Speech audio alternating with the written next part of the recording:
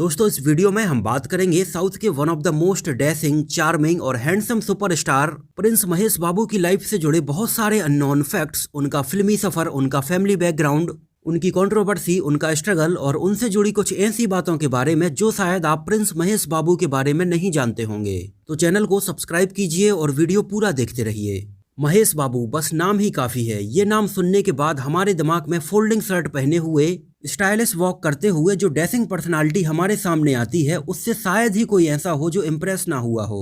महेश बाबू की इसी unique style के आज साउथ इंडिया में ही नहीं, देश और विदेश में लाखों और करोड़ों चाहने वाले हैं। लेकिन क्या आप जानते हैं कि महेश बाबू भी एक स्ट्रॉन्ग साउथ इंडियन फिल्मी परिवार से बिलोंग करते हैं, जहां उनके पिता खुद 70 और 80 के दशक के एक जाने माने एक्टर रह चुके हैं। और महेश बाबू के परिवार में ही कई प्रोड्यूसर्स हैं जिन्होंने महेश बाबू की कई फिल्मों को प्रोड्यूस किया है। तो ये सब देखकर आपको क्या लगता है कि महेश बाबू का आज जो इतना बड़ा कद बना हुआ है वो परिवारवाद की वजह से है, या फिर उनके हार्ड वर्क, उनके टैलेंट, या फिर लक की वजह से है? तो इस वीडियो को आप पूरा देखिए। हम महेश बाबू से जुड़ी एक एक छोटी से छोटी चीज़ों के बारे में बात करने वाले हैं, और वीडियो के लास्ट में आप हमें इस सवाल का जवाब खुद कमेंट करके बताइए। महेश बाबू का पूरा नाम घट्टा मनेनी महेश बाबू है। उनका जन्म 9 अगस्त सन 1975 को चेन्नई, तमिलनाडु में हुआ था। उनके पिता कृष्णा तेलुगु सिनेमा के एक जाने माने एक्टर थे और उनकी मां इंदिरा देवी एक हाउसवाइफ थीं। उनके पिता कृष्णा ने तेलुगु सिनेमा की लगभग 350 से भी ज्यादा फिल्मों में काम किया है और उन्हें सन 2009 में पद्म भूषण अवार्ड से भी नवाजा गया है। महेश बाबू परिवार में टोटल 5 भाई बहन हैं, जिनमें से महेश बाबू चौथे नंबर के हैं। उनके बड़े भाई रमेश बाबू भी बतौर एक्टर कुछ फिल्मों में काम कर चुके हैं, लेकिन एक्टिंग में कुछ खास सफलता नहीं मिलने की वजह से रमेश बाबू अब फिल्मों को केवल प्रोड्यूस करते हैं। उनके द्वारा प्रोड्यूस की गई कुछ पॉपुलर फिल्मों में हिंदी की फिल्म सूर्यवंशम और महेश बाबू की कुछ फिल्में जैसे डोकोडू और अगादू जैसी कई फिल्में शामिल हैं। उनके बाद महेश बाबू की 2 और बड़ी सिस्टर्स हैं, पद्मावती और मंजुला स्वरूप, जिनमें से उनकी सिस्टर पद्मावती फिल्म लाइन से दूर हैं, लेकिन मंजुला स्वरूप फिल्मों में बतौर प्रोड्यूसर और एक्टर फिल्म लाइन से जुड़ी हुई हैं। उन्हें आपने सन 2009 में आई फिल्म काव्याज डेयरी में देखा होगा, और सन 2010 में आई रामचरण की फिल्म ऑरेंज में वो हमें रामचरण की बहन बनी हुई नजर आई थी। उनके बाद महेश बाबू और उनसे छोटी बहन प्रियदर्शनी हैं। जिस टाइम पर महेश बाबू छोटे थे उस टाइम पर उनके पिता कृष्णा अपने कैरियर के एकदम पीक पर थे। इस वजह से कृष्णा उस टाइम पर बहुत ज़्यादा फिल्मों में व्यस्त होने की वजह से ज़्यादा समय अपने परिवार के साथ नहीं बिता पाते थे, और इन्हीं सब चीज़ों को देखते हुए महेश बाबू का पूरा बचपन उनकी नानी के घर चेन्नई, तमिलनाडु में बीता था। पिता के बहुत ज़्यादा फिल्मों में व्यस्त रहने की वजह से महेश बाबू का पूरा ध्यान उनके बड़े भाई रमेश बाबू रखते थे। महेश बाबू जब 4 साल के हुए तो अपने पिता के साथ उनकी फिल्म के सेट पर जाने लगे, जहां उन्हें सन 1979 में आई फिल्म नीदा के डायरेक्टर नारायण राव ने नोटिस किया और उन्हें फिल्म के एक छोटे से सीन के लिए बतौर चाइल्ड आर्टिस्ट साइन कर लिया। और ये महेश बाबू की बतौर चाइल्ड आर्टिस्ट मात्र 4 साल की एज में आई पहली फिल्म थी। महेश बाबू ने अपनी शुरुआती स्कूल की पढ़ाई Saint Bede's Anglo Indian higher secondary school Chennai से कंप्लीट की, जिस स्कूल में उनके क्लासमेट तमिल सिनेमा के एक और जाने माने एक्टर कार्थी थे। और कार्थी और महेश बाबू बचपन से ही एक दूसरे को जानते थे और आज भी एक दूसरे के बहुत अच्छे दोस्त हैं। वैसे तो पढ़ाई में महेश बाबू हमेशा से ही एक एवरेज स्टूडेंट थे।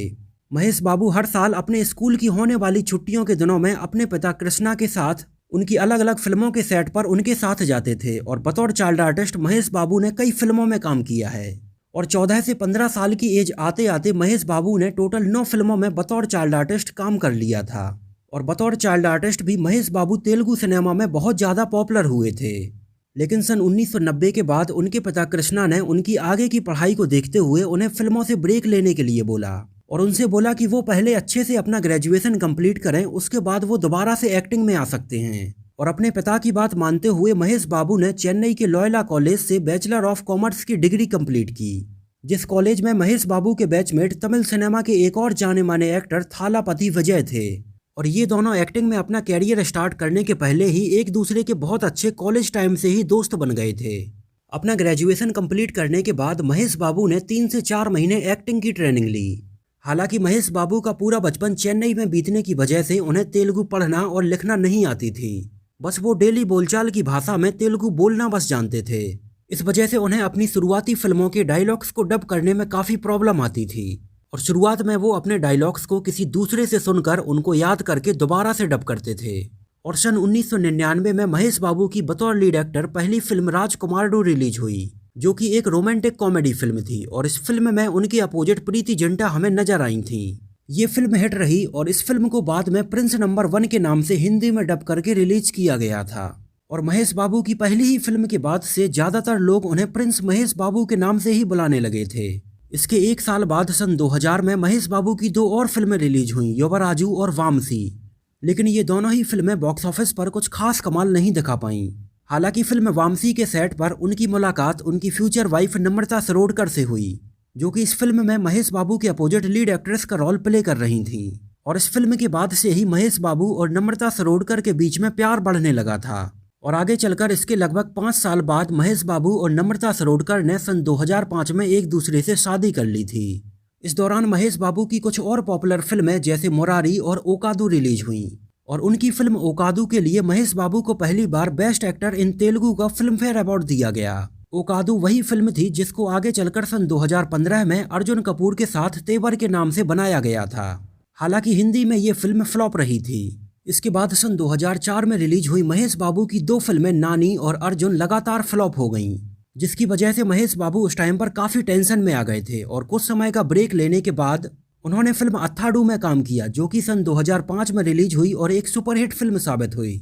इसके बाद सन 2006 में महेश बाबू के कैरियर की सबसे बड़ी फिल्म पोकिरी रिलीज हुई, जिस फिल्म ने कमाई के मामले में तेलुगु सिनेमा के पिछले बहुत सारे रिकॉर्ड तोड़े थे और महेश बाबू को नंबर 1 की पोजीशन पर लाकर खड़ा कर दिया था।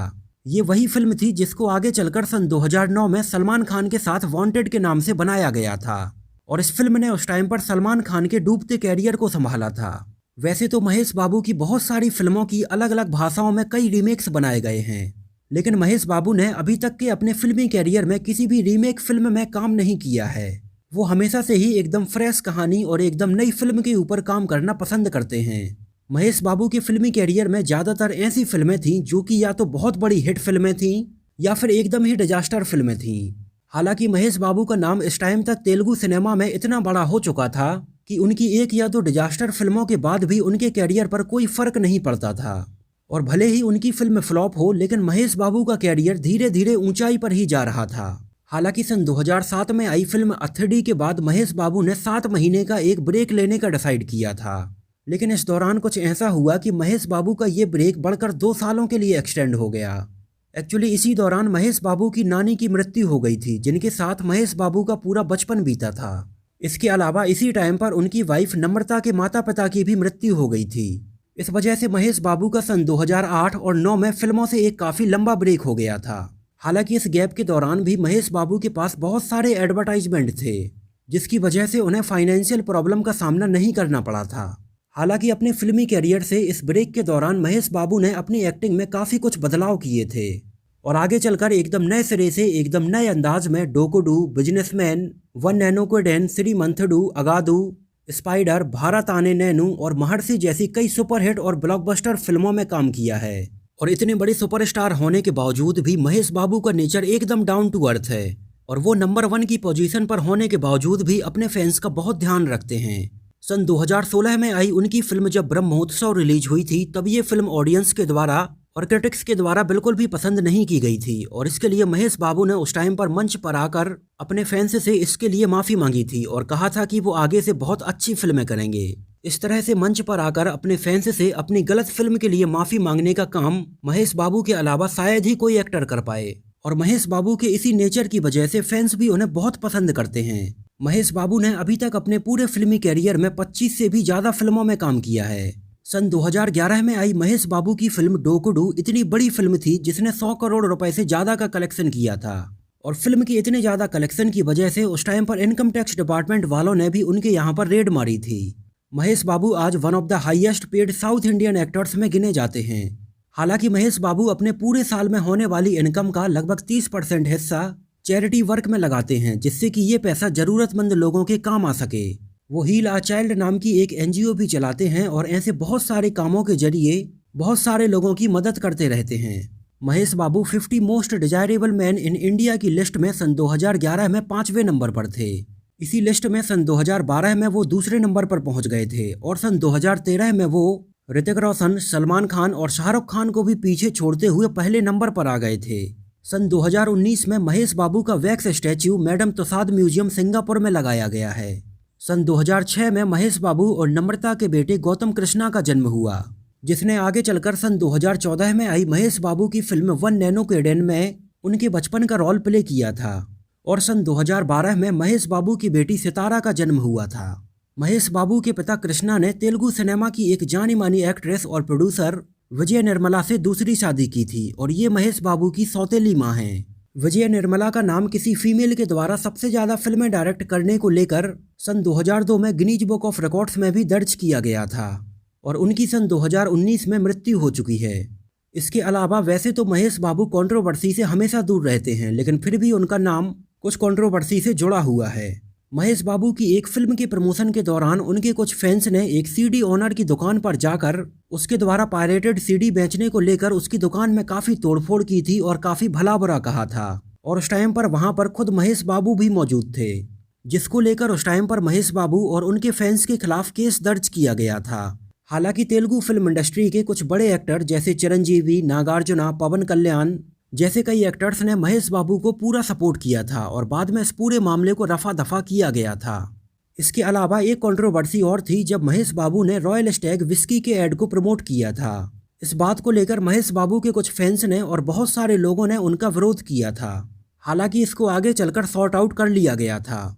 इसके अलावा महेश बाबू इंडिया लेवल पर थम्स अप के ब्रांड एम्बेसडर बने हुए हैं और उनका थम्स अप का एक नया ऐड फिलहाल अभी रणवीर सिंह के साथ लॉन्च हुआ है। तो दोस्तों, ये तो बात हुई महेश बाबू की पूरी लाइफ के बारे में। मुझे तो पर्सनली महेश बाबू और उनकी फिल्में बहुत पसंद हैं। आप लोगों को उनकी फिल्में कैसी लगती हैं हमें कमेंट में ज़रूर बताइए। और साथ ही साथ वीडियो के स्टार्टिंग में हमने जो सवाल पूछा था कि महेश बाबू आज जिस पोजीशन पर हैं वो परिवारवाद की वजह से हैं, अपने हार्डवर्क की वजह से हैं, टैलेंट की वजह से हैं या फिर लक की वजह से हैं, हमें कमेंट में इस बारे में अपना ओपिनियन ज़रूर बताइए। तो दोस्तों, इस वीडियो में इतना ही। अगर ये वीडियो आपको पसंद आया हो, मेरी मेहनत आपको पसंद आई हो, तो इसको प्लीज़ लाइक करके मुझे इस बात का जवाब ज़रूर दीजिए। तो मिलते हैं किसी नए वीडियो में साउथ फिल्म इंडस्ट्री के किसी नए एक्टर या एक्ट्रेस की लाइफ से जुड़ी कुछ और ऐसी ही इंटरेस्टिंग और बहुत ही रोचक बातों के साथ।